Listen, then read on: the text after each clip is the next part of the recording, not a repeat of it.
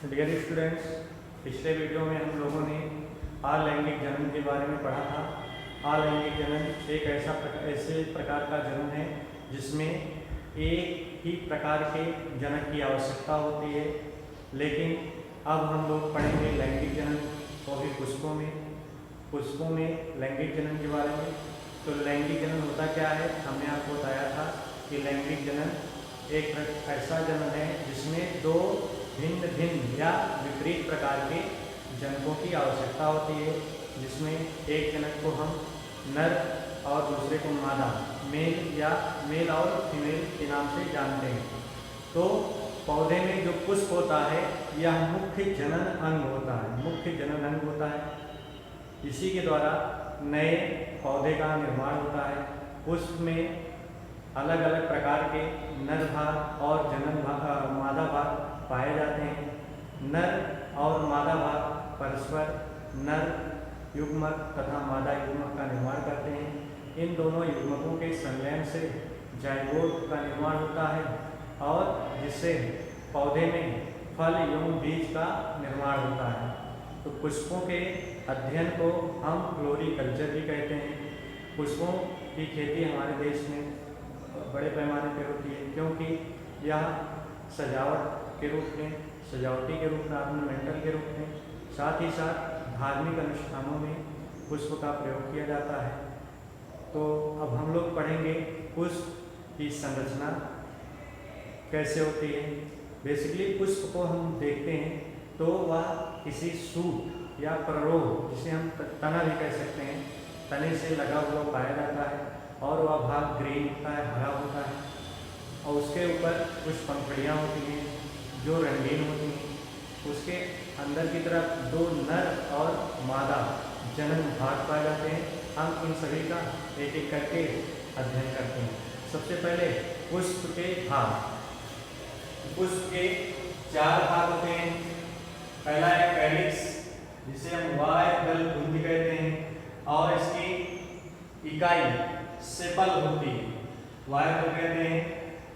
पहला है कैलिक्स दल कुंज और इसकी इकाई सेपल कहलाती है। दूसरा है कोरोला, इसे दलकुंज कहते हैं और इसकी इकाई पेटल या दल। इन दोनों को परस्पर मिलाकर टेपल का निर्माण होता है। सेपल और पेटल परस्पर मिलकर टेपल का निर्माण करते हैं। इसके बाद तीसरा भाग होता है एंड्रोसियम, जिसे हम पुंकेसर कहते हैं और इसकी इकाई स्टेमेन होती है, जिसे हम पुंकेसर कहते हैं। और तीसरा है गायनोसियम, जिसे हिंदी में जायान, तथा इसकी इकाई कार्पेल होती है या इसे स्त्री केसर भी कहते हैं। इस प्रकार पुष्प के चार भाग होते हैं। पढ़ लीजिए, calyx, Corolla, androecium, gynoecium. Hindi में दलकुंज, पुंकेसर और जायन। तो इसमें जो प्रथम दो हैं कैलिक्स और कोरोला, इन्हें प्राथमिक जननांग या प्राइमरी रिप्रोडक्टिव पार्ट्स कहते हैं और जो दो हैं एंड्रोसियम और गायनोसियम, इन्हें हम सेकेंडरी या एसेसरी पार्ट कहते हैं, क्योंकि ये दो भाग मुख्य होते हैं जन्म भाग में पौधे के पुष्प में, क्योंकि पुंकेसर नर युग्मक का निर्माण करता है और गायनोसियम मादा युग्मक का निर्माण करता है। अब यहाँ पे हम पुष्प की एक संरचना देखते हैं। यहाँ पर पुष्प की संरचना का एक डायग्राम बनाया गया है, जिसमें सबसे नीचे का भाग होता है पेडिकल।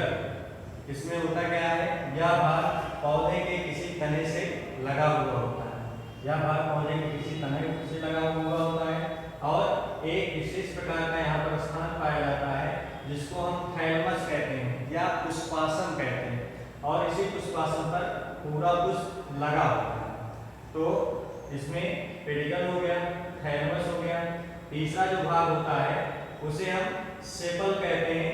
सेपल, जिसे यहाँ पर कैलिक्स नाम दिया गया या इसकी यूनिट होती है, इकाई होती है, तो इसे हम कैलिक्स कह सकते हैं। यह इतना भाग मतलब थैलमस और सेपल या कैलिक्स हर लगभग पौधे में ग्रीन होता है, हरा होता है, और यह पुष्प को सपोर्ट प्रदान करता है।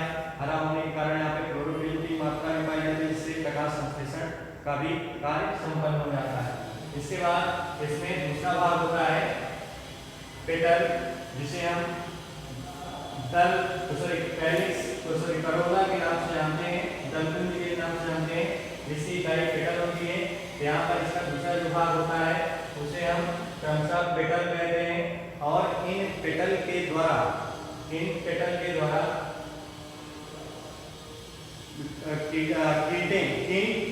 आकर्षित होते हैं। क्यों? क्योंकि इनका रंग रंगीन होता है, आकर्षक रंग होता है, और जिसके कारण कीट पतंगे आकर्षित होते हैं और पौधे के परागण की क्रिया में सहायक होते हैं। इसके बाद तीसरा जो भाग होता है उसे हम यहाँ पर एंथर के नाम से जानेंगे। एंथर नहीं, उसे हम एंड्रोसियम के नाम से जानते हैं।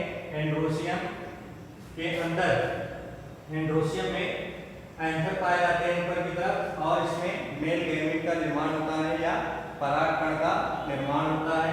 और अगला जो भाग होता है उसे हम गायनोसियम या कार्पेल कहते हैं। ये इससे मध्य का भाग होता है, सबसे बीच का भाग होता है, यह मादा जन्म भाग होता है, और यहाँ पर पॉलन ग्रेन कलेक्ट किए जाते हैं, और इसके द्वारा यहाँ पर ओव्यूल का फ्यूजन होता है।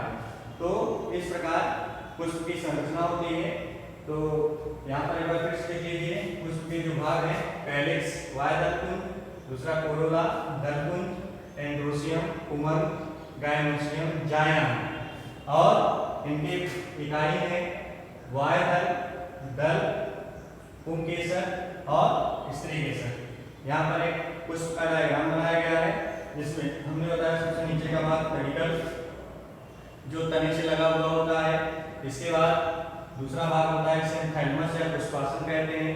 पुष्पासन पर पूरा पुष्प टिका होता है, रुका होता है, इसलिए इसको पुष्पासन कहते हैं। उसके बाद अगला जो भाग होता है उसे हम कैलिक्स के नाम से जानते हैं। ये अगला भाग होता है कैलिक्स, इधर बाहर तरफ निकला होता है, हमने बताया ये भाग ग्रीन होता है, हरा होता है, सॉरी ये भाग थैलमस वाला भाग ग्रीन होता है, और ये भाग रंगीन होते हैं क्योंकि पौधे से पॉलन ग्रेन को जंतुओं कीट पतंगों को आकर्षित करते हैं। अगला है ये तीसरा भाग कोरोला। कोरोला की यूनिट होती है पेटल, और पेटल के माध्यम से पुष्प रंगीन दिखाई देते हैं, जिसके कारण कीट पतंगे यहाँ पर आकर्षित होते हैं। इसके बाद अगला भाग होता है एंड्रोसियम, जिसको हम यहाँ पर एंथर के रूप में दिखाए हैं, और इस भाग में पॉलन ग्रेन का निर्माण होता है, जिसे हम माइक्रोस्पोरेंजिया के नाम से भी जानते हैं। और अंतिम जो भाग होता है गायनोसियम होता है, फीमेल रिप्रोडक्टिव पार्ट। तो इस चित्र को आप लोग सभी अपनी कॉपी में बना लेंगे, और साथ ही साथ इस पुष्प के भाग को नोट कर लेंगे। इसके बाद इसके एक एक भाग के बारे में बताया जाएगा। धन्यवाद।